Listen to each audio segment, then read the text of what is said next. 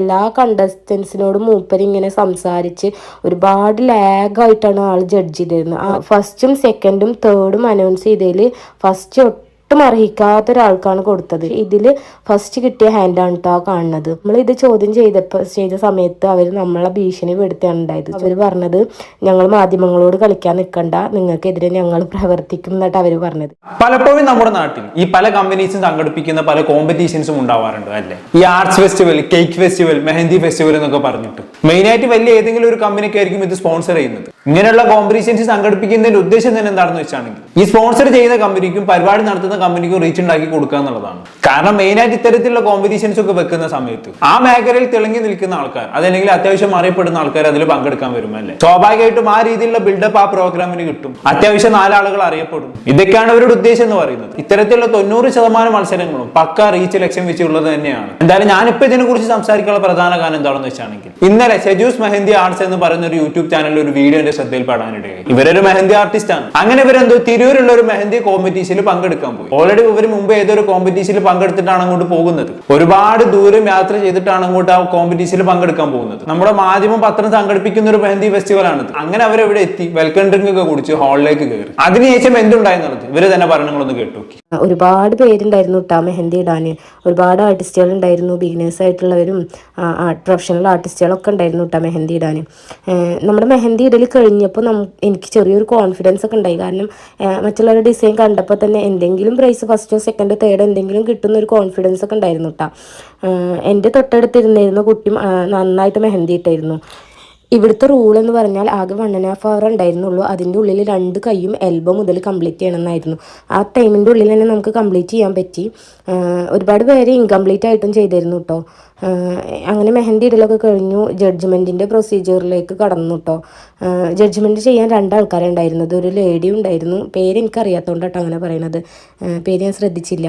യൂട്യൂബറൊക്കെ ആണെന്ന് പറഞ്ഞിരുന്നു, അവിടെ അനൗൺസ് ചെയ്തിരുന്നു. ഒരു ലേഡി ഉണ്ടായിരുന്നു, പിന്നെ ഒരു കുറച്ച് വയസ്സായിട്ടുള്ള ഒരാളുണ്ടായിരുന്നു. ഈ ഇത്ത നന്നായി ജഡ്ജ് ചെയ്തിരുന്നു കേട്ടോ. കാരണം കണ്ടസ്റ്റൻസിനോടൊന്നും അധികം സംസാരിക്കാതെ മൂപ്പര് നല്ല പ്രൊഫഷണലായിട്ട് തന്നെ ജഡ്ജ് ചെയ്ത് പോകുന്നുണ്ടായിരുന്നു. അധികം ടൈമൊന്നും എടുക്കാതെ നന്നായിട്ട് തന്നെ ജഡ്ജ് ചെയ്ത് പോകുന്നുണ്ടായിരുന്നു. പിന്നെ നമുക്ക് ഉള്ള പ്രശ്നം വന്നതെന്ന് വെച്ചാൽ കുറച്ച് വയസ്സായിട്ടുള്ള ഒരാളുണ്ടായിരുന്നു. അവർ പറഞ്ഞിരുന്നത് ആളെന്തോ ചിത്രരചനയിലൊക്കെ എത്രയോ വർഷമായിട്ട് എക്സ്പീരിയൻസ് ഉണ്ടായിട്ടുള്ള ആളാണ് പറഞ്ഞത്. ആ ആൾ വന്നതിന് ശേഷം ആ ആളുടെ ജഡ്ജ്മെൻറ്റ് കണ്ടപ്പോഴേ നമുക്ക് ചെറിയൊരു നെഗറ്റീവ് അടിച്ച് തുടങ്ങിയതാണ്. കാരണം എല്ലാ കണ്ടസ്റ്റൻസിനോടും മൂപ്പര് ഇങ്ങനെ സംസാരിച്ച് ഒരുപാട് ലാഗായിട്ടാണ് ആൾ ജഡ്ജ് ചെയ്തിരുന്നത്. ആദ്യമായിട്ടാണ് ഇങ്ങനെ നമ്മൾ കണ്ടസ്റ്റൻസിനോട് ഇങ്ങനെ പ്രശ്നങ്ങളൊക്കെ സംസാരിച്ച് അവരെന്താ ചെയ്തത് ഏതാ ചെയ്തത് നന്നായിട്ടുണ്ട് കുറേ കാര്യങ്ങൾ ഒരാളോട് തന്നെ ആളിങ്ങനെ സംസാരിച്ചുകൊണ്ടിരിക്കുമ്പോൾ നമ്മളവിടെ പറയുന്നുണ്ട് ജഡ്ജ്മെൻറ്റ് ഇങ്ങനെ അല്ലല്ലോ ചെയ്യുക എന്നുള്ളതൊക്കെ കേട്ടോ. പിന്നെ അത് ഓരോരുത്തരുടെ രീതിയാന്ന് വിചാരിച്ച് നമ്മളങ്ങനെ വിട്ടു. ബെസ്റ്റ്. ഏതോ ഡ്രോയിങ് ടീച്ചറൊക്കെ പിടിച്ചിട്ടാണ് മെഹന്തി കോമ്പറ്റീഷനിൽ ജഡ്ജായിട്ട് കൊണ്ടു നിൽക്കുന്നത്. പുള്ളിക്കാരന്റെ മെഹന്തിന് ABCD പോലും അറിയത്തില്ല. മറ്റാളെ കോമ്പറ്റീറ്റേഴ്സിന്റെ വീട്ടുവിശേഷങ്ങളും സുഖവിവരങ്ങളൊക്കെ അന്വേഷിച്ചിട്ടാണ് മാർക്ക് ഇടുന്നത്. ഏതെങ്കിലും ജഡ്ജ് എവിടെയെങ്കിലും ഇങ്ങനെ ജഡ്ജ് ചെയ്യണം നിങ്ങൾ കണ്ടിട്ടുണ്ടോ? എന്തായാലും കോമഡി ആയിട്ടുള്ള സംഭവം. ഇത് ഇവിടെ മാത്രമല്ല, ഇത് എല്ലാ സ്ഥലത്തും നടക്കുന്ന ഒരു കാര്യം തന്നെയാണ്. എന്തെങ്കിലും ഒരു കോമ്പറ്റീഷൻ നടത്തുന്ന സമയത്ത് അതിനെക്കുറിച്ച് ഒരു വിവരമില്ലാത്ത ഏതെങ്കിലും ഒരു പൊട്ടനാണ് ജഡ്ജായിട്ട് കൊണ്ടുവരും. ഇവരെ ജഡ്ജായിട്ട് കൊണ്ടുവരുന്നതിന്റെ മെയിൻ മാനദണ്ഡം എന്ന് പറയുന്നത് തന്നെ ഒന്നെങ്കിൽ അത്യാവശ്യം ഇവരെ വേറെ ഏതെങ്കിലും ഫീൽഡിൽ ഭയങ്കര ഫെയിമിൽ നിൽക്കുന്ന ആൾക്കാരായിരിക്കും, അതല്ലെങ്കിൽ വേറെ ഏതെങ്കിലും തരത്തിൽ ഭയങ്കര റീച്ചുള്ള ആൾക്കാരായിരിക്കും. അങ്ങനെയുള്ള ആൾക്കാർ ഒരു കോമ്പറ്റീഷനിൽ കൊണ്ടുവരുന്നതിന് കുഴപ്പമൊന്നുമില്ല. ഇങ്ങനെ ജഡ്ജായി കൊണ്ടുവരുന്നതിന് പകരം അവരെ വല്ല ഗസ്റ്റ് ആയിട്ട് കൊണ്ടുവന്നാൽ പോരെ, എന്നിട്ട് ജഡ്ജിന്റെ ഇടയിൽ കൊണ്ട് ഇരുത്തിക്കോളി, എന്നാലും കുഴപ്പമില്ല. പക്ഷെ ഇങ്ങനെയുള്ള ആൾക്കാർ ജഡ്ജായിട്ട് വിളിക്കുന്ന സമയത്ത് അവർക്ക് ഇതിനെ കുറിച്ച് എന്തറിയാനാണ്? ഇവര് തോന്നിയ മാതിരി ഇതിൽ അതിർപ്പ് നോക്കി കഴിഞ്ഞിട്ട് മാർക്ക് ഇട്ട് പോകും. അങ്ങനെ വരുമ്പോൾ പ്രശ്നം എന്താണെന്ന് വെച്ചാണെങ്കിൽ ചിലപ്പോൾ ഒട്ടും ഡിസേർവിംഗ് അല്ലാത്ത ആളുകളിലേക്കായിരിക്കും ഇതിന്റെ ഫസ്റ്റ് പ്രൈസ് പോകുന്നത്. അങ്ങനെ പലപ്പോഴും പല വേദികളിലും സംഭവിക്കാറുണ്ട്. എന്നാൽ ഇവിടെയും അതുപോലെ തന്നെ സംഭവിച്ചു എന്നുള്ളതാണ്. ഇതിനെക്കുറിച്ച് ഇവർ പറയുന്ന ഭാഗം നമുക്കൊന്ന് കണ്ടുനോക്കാം. അങ്ങനെ ജഡ്ജ്മെന്റ് ഒക്കെ കഴിഞ്ഞു. റിസൾട്ട് അനൗൺസ് ചെയ്യുമ്പോൾ നമ്മൾ ടോപ്പ് 10 സെലക്ട് ചെയ്തത് കേട്ടോ.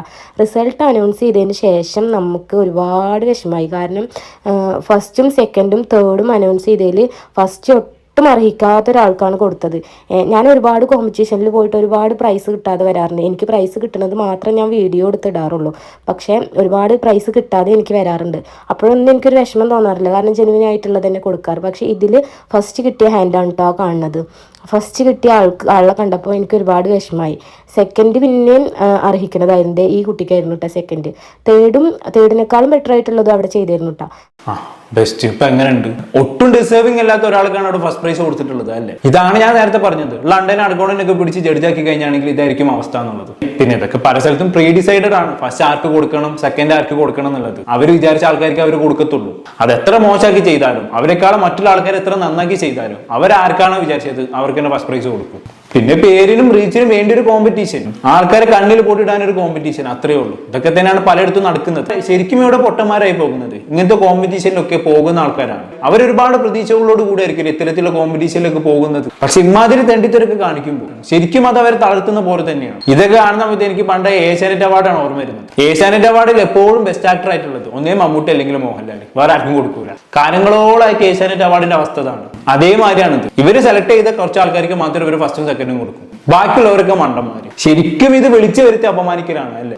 എന്തൊരു കോമ്പറ്റീഷൻ ആണെങ്കിലും അതിൽ ഫസ്റ്റ് പ്രൈസ് ഡിസേർവിംഗ് ആയിട്ടുള്ള ആളുകളിലേക്ക് എത്തണം എന്നുള്ളതാണ്. അതിന് പറ്റുന്നില്ലെങ്കിൽ ഇത്തരം മത്സരങ്ങൾ സംഘടിപ്പിക്കാതിരിക്കാം. ഞാൻ പറയുന്നത് കറക്റ്റ് അക്യുറേറ്റ് ആയിട്ട് ഫസ്റ്റ് പ്രൈസ് കൊടുക്കണം എന്നല്ല, അതൊന്നും ഒരിക്കലും സാധിക്കുന്ന കാര്യമില്ല. അറ്റ്ലീസ്റ്റ് ഫസ്റ്റ് പ്രൈസ് കൊടുക്കുന്ന ആൾക്ക് മറ്റുള്ളവർക്ക് ഡിസേർവിംഗ് ആണെന്ന് തോന്നണം. ആ രീതിയിലെങ്കിലും ഒരു ഫസ്റ്റ് പ്രൈസ് കൊടുത്തൂട്ടെ. എന്തായാലും വളരെ മോശം സംഘാടകർ ചെയ്തത്. എന്തായാലും ഇതൊക്കെ കണ്ട് പലരും എന്താക്കി സംഘാടകരോട് ഇത് ചോദ്യം ചെയ്യാൻ പോയി. അപ്പൊ ഉണ്ടായവരുടെ അനുഭവം അവർ പറയുന്നുണ്ട്. മുതലാം കൂടി ഒന്ന് കണ്ടുനോക്കാം. നമ്മളിത് ചോദ്യം ചെയ്ത സമയത്ത് അവർ നമ്മളെ ഭീഷണിപ്പെടുത്തുകയാണ് ഉണ്ടായത്. ചോദ്യം ചെയ്യാൻ മീൻസ് നമുക്ക് ഇങ്ങനെ ജഡ്ജ്മെന്റ് പോരാന്ന് അഭിപ്രായം പറഞ്ഞപ്പോൾ അവർ പറഞ്ഞത് ഞങ്ങൾ മാധ്യമങ്ങളോട് കളിക്കാൻ നിൽക്കണ്ട, നിങ്ങൾക്കെതിരെ ഞങ്ങൾ പ്രവർത്തിക്കും എന്നിട്ട് അവർ പറഞ്ഞത്. ഇതായിരുന്നു എൻ്റെ ഡിസൈന്.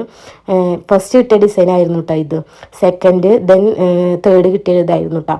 അങ്ങനെ നമ്മൾ അവിടുന്ന് ഒരുപാട് വിഷമമൊന്നുമല്ല, നമുക്ക് അവരോട് പറഞ്ഞിട്ട് കാര്യമില്ല. അവർ ഒരുപാട് എക്സ്പീരിയൻസ് ഉണ്ട് എന്നൊക്കെ പറഞ്ഞിട്ട് ന്യായീകരിക്കാൻ നിൽക്കായിരുന്നു. എന്ത് എക്സ്പീരിയൻസ്? ഇതാണ് എക്സ്പീരിയൻസ്. ഇത് എക്സ്പീരിയൻസ് അല്ലേ, തെണ്ടിത്തരാണ്. എന്തായാലും സംഘാടകരോട് ചോദ്യം ചെയ്യാൻ പോയപ്പോൾ സംഘാടകരുടെ മറുപടി എന്തായിരുന്നു? ഞങ്ങൾ മാധ്യമങ്ങളോട് കളിക്കാൻ നിൽക്കാൻ ഞങ്ങൾ നിങ്ങളെ പൂട്ടിക്കുന്നൊക്കെ.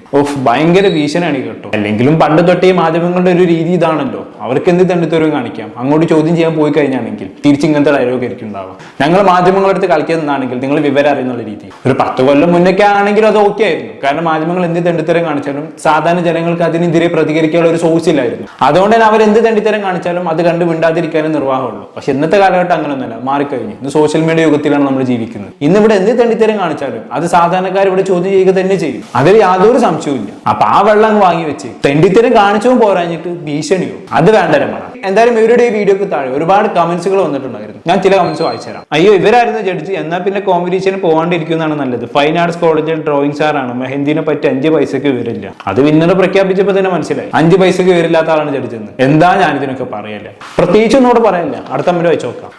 I too had similar experience. റിയാദിൽ വെച്ച് നടന്ന ഒരു കോമ്പറ്റീഷനിൽ ഏത് സ്കൂളിലെ ആർട്സ് ടീച്ചറിനാണ് ഇവർ കൊണ്ടുവരുന്നത്. ഏറ്റവും വേസ്റ്റ് ആയിട്ടുള്ള ആൾക്ക് ഫസ്റ്റ് കൊടുത്തു. എന്നെ ABCD ആൾക്കാരില്ലായിരുന്നു. അത് ശരി, അപ്പൊ എല്ലാവർക്കും തന്നെയാണല്ലോ സംഭവം. 8ഉം 8ഉം തിരിയാത്ത ഡ്രോയിങ് ടീച്ചേഴ്സിനൊക്കെയാണ് മെഹന്തി ഫെസ്റ്റിവലിന് വിളിക്കുന്നത്. കൊള്ളാം, എന്തായാലും നന്നായിട്ടുണ്ട്. ഇനി ഏറ്റവും ഇമ്പോർട്ടന്റ് ആയിട്ടുള്ള മറ്റൊരു കമന്റും കൂടി ഉണ്ട്, അതുകൊണ്ട് വെച്ചിട്ട് നിർത്താം. സെയിം അനുഭവം എനിക്കും ഉണ്ടായിട്ടുണ്ട്. ഒമാനിൽ മാധ്യമം ടീംസിന്റെ ഓൺലൈൻ മെഹന്തി കോമ്പറ്റീഷൻ. എനിക്ക് 4th പൊസിഷൻ ആയിരുന്നു. ഫസ്റ്റ് സെക്കൻഡ് തേർഡിന്റെ മെഹന്തി പിക്ക് കണ്ട് ഞെട്ടിപ്പോയി. ആദ്യത്തെ 10th പൊസിഷനിൽ പോലും എത്താനുള്ള യോഗ്യതയില്ല. ഞാൻ ചോദിച്ചു ഇതിലേക്ക് എത്രയോ ബെറ്റർ ആണ് എന്റെ ഡിസൈൻ എന്ന്.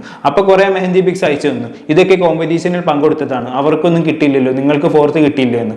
ആ അയച്ചു തന്നതിൽ കുറെ നല്ല ഡിസൈൻസ് ഉണ്ടായിരുന്നു, അവരൊക്കെ റിജക്റ്റ് ആക്കി. കഴിഞ്ഞ ഇയറിൽ അവരൊക്കെ തന്നെയായിരുന്നു പ്രൈസ് കിട്ടിയതെന്ന് പ്രൊഫൈൽ കണ്ടപ്പോൾ മനസ്സിലായി. നാറിയ പരിപാടിയായി പോയി. ഓക്കെ, അപ്പൊ ഇതൊക്കെ പ്രീ പ്ലാൻഡ് ആയിട്ട് നടത്തിയ സംഭവങ്ങളാണ് അല്ലേ? അപ്പൊ മാധ്യമത്തിന്റെ ടാഗിൽ നടക്കുന്ന മെഹന്തി ഫെസ്റ്റിവലിന്റെ ഒക്കെ അവസ്ഥ ഇതൊക്കെ തന്നെയാണ് അല്ലേ? വിന്നർ ആരാണ്, ആർക്ക് ഫസ്റ്റ് പ്രൈസ് കൊടുക്കണം, ഏത് രീതി കൊടുക്കണം എന്നൊക്കെ ഇവർ ആദ്യം ഡിസൈഡ് ചെയ്ത് വെച്ചിട്ടുണ്ടാകും. വെറുതെ അല്ല. എന്തായാലും ഈ കഴിവും പ്രാപ്തിയുമുള്ള ആർട്ടിസ്റ്റുകളെ വിളിച്ച് മൂഞ്ചിപ്പിക്കുന്ന പരിപാടി ഒന്ന് കൊള്ളാം. ഇതിനെതിരെ ഇനിയെങ്കിലും നമ്മൾ പ്രതികരിക്കേണ്ടത് അത്യാവശ്യമാണ്. ഇനിയെങ്കിലും ഇവരുടെ ഈ നാരത്തെ നിർത്തിയേ പറ്റൂ. എന്താണ് കേട്ട് നിങ്ങൾക്ക് തോന്നുന്നത്? താഴെ കമന്റ് ബോക്സിൽ രേഖപ്പെടുത്തുമല്ലോ. അടുത്തൊരു ടോപ്പിക്കുമായി കാണാം.